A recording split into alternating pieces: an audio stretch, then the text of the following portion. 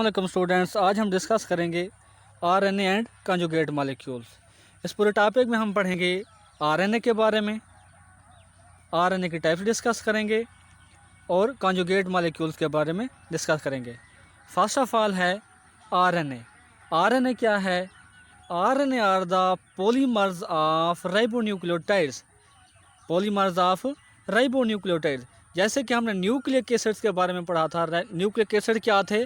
Polymers of nucleotides. अगर वो DNA है तो वो क्या है? Deoxyribonucleic acid. तो वो मजमुआ होता है डीऑक्सीराइबोन्यूक्लियोटाइड्स का।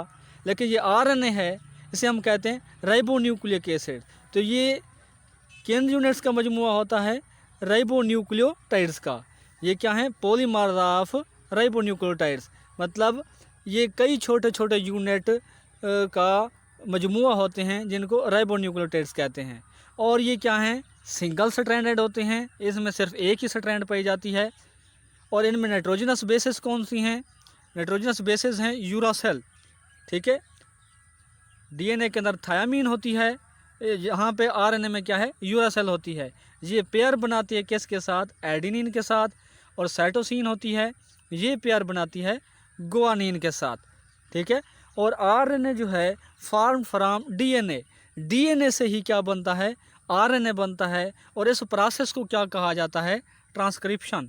Formation of RNA from the DNA क्या कहलाता है? ट्रांसक्रिप्शन कहलाता है।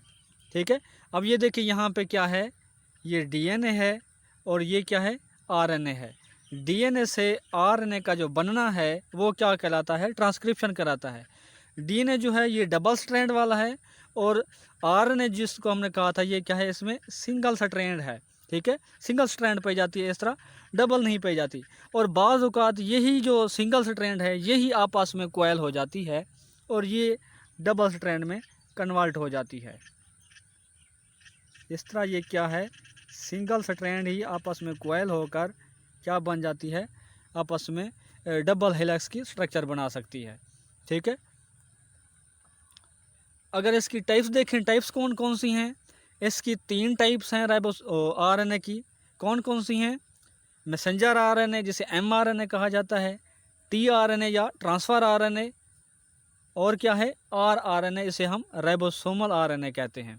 ठीक है, ये जितने भी टाइप्स हैं, तीनों types, transfer RNA, messenger RNA, ribosomal RNA, ये सारी की सारी डीएनए से सिंथेसाइज होती हैं। और ये या क्या करती हैं? सिंथेसाइज होने के बाद ट्रांसफ़र कर जाती हैं साइटोप्लाज्म के अंदर। इनके अंदर क्या होता है? आपस में इंटरेक्शन होता है, ये आपस में राब्ते में होती हैं, इंटरेक्ट कर रही होती हैं।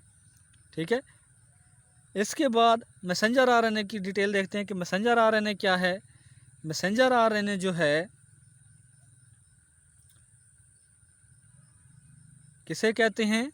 कि ऐसी टाइप्स है आरएनए की जो कि जेनेटिक मैसेज पहुंचाती है, हासिल करती है from nucleus to ribosome. Ribosome की तरफ जाती है। ठीक है ना, जेनेटिक मैसेज लेकर जाती है कहाँ से कहाँ तक? न्यूक्लियस से राइबोसोम तक। मतलब जीन का मैसेज, जीन जो इनको मैसेज देती हैं वो न्यूक्लियस से राइबोसोम तक पहुंचाती हैं। ठीक है, राइबोसोम कहाँ पे पाए जाते हैं? ये साइटोप्लाज्म में पाए जाते हैं। और ये क्या करते हैं वहाँ पे? ये इन्वॉल्व होते हैं प्रोटीन सिंथेसिस में, क्योंकि जीन क्या करती है? इनको मैसेज देती है। कहाँ तक पहुँचते हैं? ये राइबोसोम में पहुँचते हैं और वहाँ पे प्रोटीन सिंथेसिस के प्रोसेस में हेल्प करते हैं। ये करते क्या हैं? एमआरएनए जो है जेनेटिक इन्फॉर्मेशन, ठीक है ना, देती है किसके लिए? प्रोटीन सिंथेसिस के लिए। मतलब जीन जो कुछ पैगाम इसको देती है प्रोटीन के हवाले से मालूमात देती है वो राइबोसोम तक पहुंचाती है। ठीक है, इसकी जो चेन है, स्ट्रैंड है मैसेंजर आरएनए की, वो 3000 न्यूक्लियोटाइड्स पर मुश्तमिल होती है और ये टोटल आरएनए का 3 to 4% होते हैं। ठीक है, ये साइज़ जो है इनका ये डिपेंड करता है gene for protein synthesis. Protein की तैयारी के लिए जो जीन होती है उसके ऊपर डिपेंड करता है, जो इसको मैसेज देगी कि इतने किस्म के अमीनो एसिड जो है ना वो इकट्ठे होने हैं, इतनी बड़ी प्रोटीन बननी है, इतनी बड़ी चेन होनी है। ये मैसेज कौन देते हैं? जीन देती है, ठीक है ना, किसको देती है, मैसेंजर आरएनए को। तो उस हिसाब से इसका क्या होता है, साइज होता है। अब यहाँ पे क्या है, ये डीएनए है, डीएनए से क्या बनते हैं, आरएनए, मतलब तीनों टाइप्स बनती हैं, मैसेंजर आरएनए भी बनता है, टीआरएनए भी बनता है और आरआरएनए भी बनता है। और ये कहाँ पे इन्वॉल्व होते हैं, मैसेज लेकर जाते हैं किसके लिए, ट्रांसलेशन के लिए, मतलब प्रोटीन की तैयारी के लिए। इसके बाद है ट्रांसफ़र आरएनए। ट्रांसफ़र आरएनए का क्या काम होता है, ट्रांसफ़र आरएनए ये करते हैं, picks up amino acid and transfer to ribosome. अब मैसेंजर आरएनए सिर्फ मैसेज लेकर जाते हैं, ठीक है ना, जीन से। ट्रांसफ़र आरएनए क्या करते हैं, ये मुख्तलिफ जगहों से सेल के अंदर क्या करते हैं, अमाइनो एसिड को पिक करके राइबोसोम की तरफ ट्रांसफ़र करते हैं। क्योंकि प्रोटीन में हमने यही पढ़ा था ना कि अमाइनो एसिड आपस में मिलकर प्रोटीन बनाते हैं। तो प्रोटीन कैसे बनाते हैं, ये ट्रांसफ़र आरएनए उन अमाइनो एसिड को इकट्ठा करते हैं, पिक करते हैं और राइबोसोम में ये क्या करते हैं, ट्रांसफ़र कर देते हैं। वहाँ पर प्रोटीन की चेन बनती है। वहाँ पे अमीनो एसिड क्या करते हैं, लिंक करते हैं किसके, राइबोसोम के साथ, और क्या बनाते हैं, प्रोटीन बनाते हैं। और ये जो सेलुलर आरएनए होता है, मतलब टोटल आरएनए होता है, ये उसका तकरीबन 10 to 20% होते हैं। इनकी जो स्ट्रैंड होती है वो स्मॉल साइज होती है।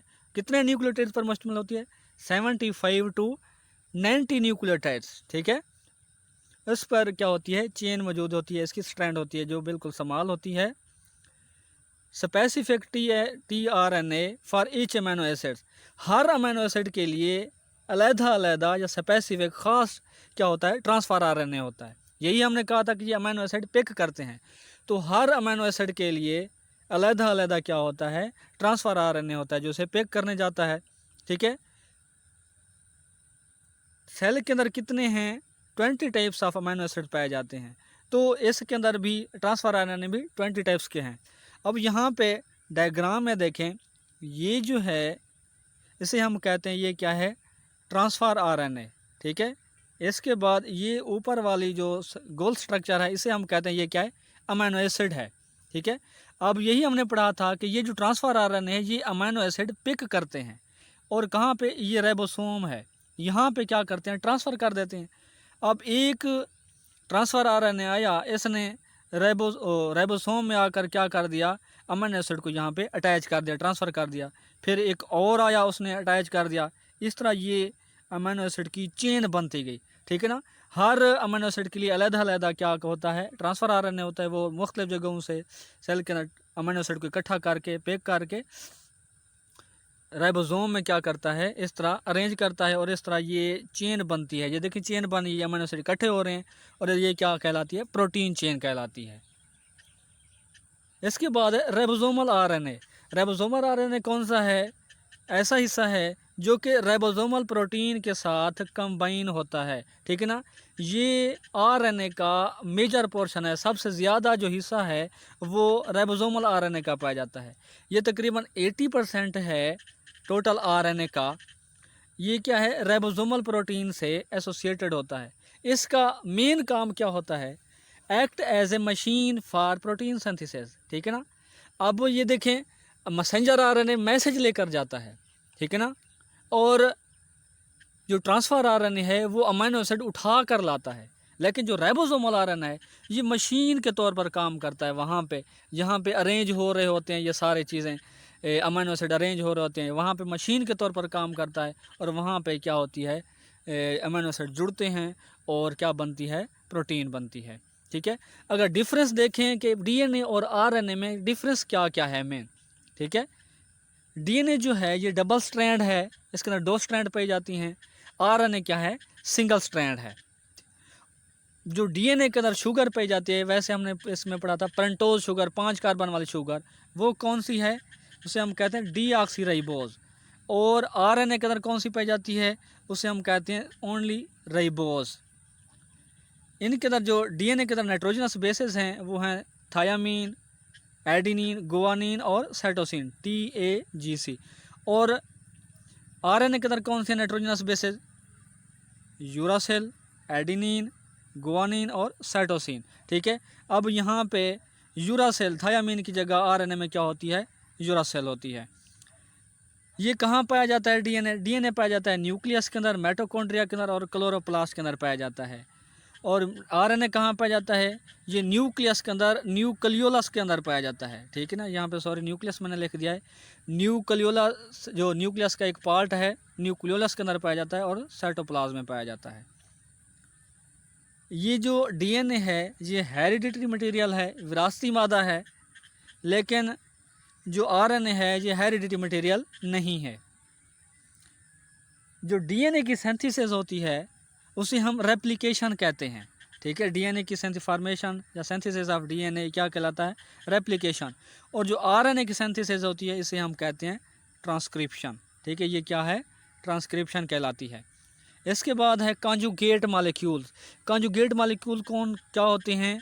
ऐसे molecule which belonging to two different categories, ठीक है ना। Molecules belonging to two different categories combine to form conjugate molecule. ऐसे मॉलिक्यूल मतलब जो मॉलिक्यूल दो मुख्तलिफ कैटेगरी से ताल्लुक़ रखते हैं, वो जब इकट्ठे होते हैं तो वो क्या बनाते हैं? कॉन्जुगेट मॉलिक्यूल बनाते हैं, ठीक है। वो कौन से हैं? ग्लाइकोप्रोटीन एंड ग्लाइकोलिपिड्स, ठीक है। ग्लाइकोप्रोटीन और ग्लाइकोलिपिड। ग्लाइकोप्रोटीन और ग्लाइकोलिपिड जो हैं, जब कार्बोहाइड्रेट्स प्रोटीन के साथ या लिपिड्स के साथ अटैच होते हैं, अगर कार्बोहाइड्रेट्स प्रोटीन के साथ अटैच होते हैं तो उसे हम ग्लाइकोप्रोटीन कहते हैं। अगर कार्बोहाइड्रेट्स जो हैं लिपिड्स के साथ अटैच होते हैं तो उसे हम ग्लाइकोलिपिड्स कहते हैं, ठीक है। ये देखें दो मुख्तलिफ कैटेगरी वाले हैं, मतलब कार्बोहाइड्रेट्स हैं और प्रोटीन हैं, ये दो मुख्तलिफ कैटेगरी के हैं। ये जब आपस में मिलते हैं तो ग्लाइकोलिपिड ग्लाइकोप्रोटीन बनता है, तो ये क्या है? कॉन्जुगेट मॉलिक्यूल है। कार्बोहाइड्रेट जब लिपिड के साथ मिलता है तो क्या बनता है? ग्लाइकोलिपिड बनता है। ये ग्लाइकोलिपिड क्या है? कॉन्जुगेट मॉलिक्यूल है। मोस्ट सेल सेक्रेशन जो हैं, मिसाल के तौर पर हार्मोन है, ये भी क्या होती हैं? ग्लाइकोप्रोटीन्स की एग्जांपल हैं। ये क्या और क्या काम कर सकती हैं? स्ट्रक्चरल कंपोनेंट हैं, सेल की साख्त बनाती हैं, मेम्ब्रेन का हिस्सा होती हैं, ठीक है। अब यहाँ पे सेल मेम्ब्रेन स्ट्रक्चर में देखें, ये 4th चैप्टर में आप इसकी डिटेल पढ़ेंगे। सेल मेम्ब्रेन की कंपोजिशन में ये देखें, ये कार्बोहाइड्रेट्स है और यहाँ पे नीचे जो है ये प्रोटीन वगैरह है, ठीक है ना। और इसे हम कहते हैं, ये दोनों जो हैं इसे हम कहते हैं ग्लाइकोप्रोटीन, ये मॉलिक्यूल बना रही हैं। और ये जो है इसे हम कहते हैं ग्लाइकोलिपिड है, ठीक है। ग्लाइकोलिपिड्स वगैरह ये कॉन्जुगेट मॉलिक्यूल हैं जो क्या हमने पढ़ा है, ये स्ट्रक्चरल रोल अदा करते हैं, साख्त बनाते हैं। अब देखिए इसकी साख्त बन रही है, ये सेल मेम्ब्रेन की साख्त बन रही है, ठीक है। इसके बाद लिपोप्रोटीन एक और कॉन्जुगेट मॉलिक्यूल है। ये क्या होता है? लिपोप्रोटीन जब लिपिड्स और प्रोटीन आपस में मिलते हैं तो क्या बनता है? लिपोप्रोटीन बनता है, ठीक है ना। इसका भी क्या काम है? ये भी स्ट्रक्चरल फ्रेमवर्क है for all membranes in the cell. Cell के अंदर जितनी भी मेम्ब्रेन्स पाई जाती हैं उसमें लिपिड और प्रोटीन का एक ही मॉलिक्यूल मतलब पाया जाता है, जिसको लिपोप्रोटीन्स हम कहते हैं। न्यूक्लियोप्रोटीन किसे कहते हैं? न्यूक्लिक एसिड्स, ठीक है ना, जब कंबाइन करते हैं प्रोटीन के साथ तो क्या बनाते हैं? न्यूक्लियोप्रोटीन बनाते हैं। मिसाल के तौर पर न्यूक्लियोहिस्टोन्स हैं, या उसे हम हिस्टोन कहते हैं, हिस्टोन प्रोटीन है कहाँ पे? क्रोमोसोम के अंदर जो पाई जाती हैं। वो न्यूक्लिक एसिड्स डीएनए से या आरएनए से जो है ना वो क्या होती हैं? अटैच होती हैं और न्यूक्लियोहिस्टोन्स बनाती हैं। अब यहाँ पे ये देखें क्रोमोसोम है, क्रोमोसोम इसके अंदर क्या है? ये प्रोटीन है, ये प्रोटीन है छोटी छोटी, ये क्या कहलाते हैं? इसको न्यूक्लियोहिस्टोन्स कहते हैं, या इसे हम जनरली कहते हैं न्यूक्लियो प्रोटीन्स। इसके बाद समरी के पूरे इस लेक्चर में हमने क्या क्या डिस्कस किया है वो हम समराइज़ कर लेते हैं आज के टॉपिक को। आज के टॉपिक हमने डिस्कस किया है आरएनए। आरएनए के बारे में क्या पढ़ा है हमने? इसके बारे में हमने पढ़ा था कि आरएनए क्या है? पॉलीमर्स ऑफ राइबोन्यूक्लियोटाइड्स हैं, और ये क्या हैं? सिंगल स्ट्रैंडेड हैं। इसकी टाइप्स हमने डिस्कस की हैं। टाइप्स में क्या क्या हमने पढ़ा है? मैसेंजर आरएनए के बारे में पढ़ा है। मैसेंजर आरएनए में क्या पढ़ा था कि ये जेनेटिक मैसेज लेकर जाती हैं। ट्रांसफ़र आरएनए पढ़ा हमने। ट्रांसफ़र आरएनए के बारे में हमने क्या पढ़ा था कि ये अमीनो एसिड को पिक करती हैं। और राइबोसोमल आरएनए आरएनए के बारे में पढ़ा। आरएनए क्या है? ये act as a machinery for protein synthesis, ठीक है। इसके बाद हमने कॉन्जुगेट मॉलिक्यूल्स के बारे में पढ़ा। कॉन्जुगेट मॉलिक्यूल्स के बारे में हमने क्या कहा था कि कॉन्जुगेट मॉलिक्यूल कैसे बनते हैं? जब मुख्तलिफ कैटेगरी से ताल्लुक़ रखने वाले जो मॉलिक्यूल हैं आपस में मिलते हैं तो क्या बनाते हैं? कॉन्जुगेट मॉलिक्यूल्स बनाते हैं। तो स्टूडेंट्स आज के लिए इतना ही। तो इंशाल्लाह अगले लेक्चर में हम इंशाल्लाह नया चैप्टर स्टार्ट करेंगे, चैप्टर 3 एंजाइम पर।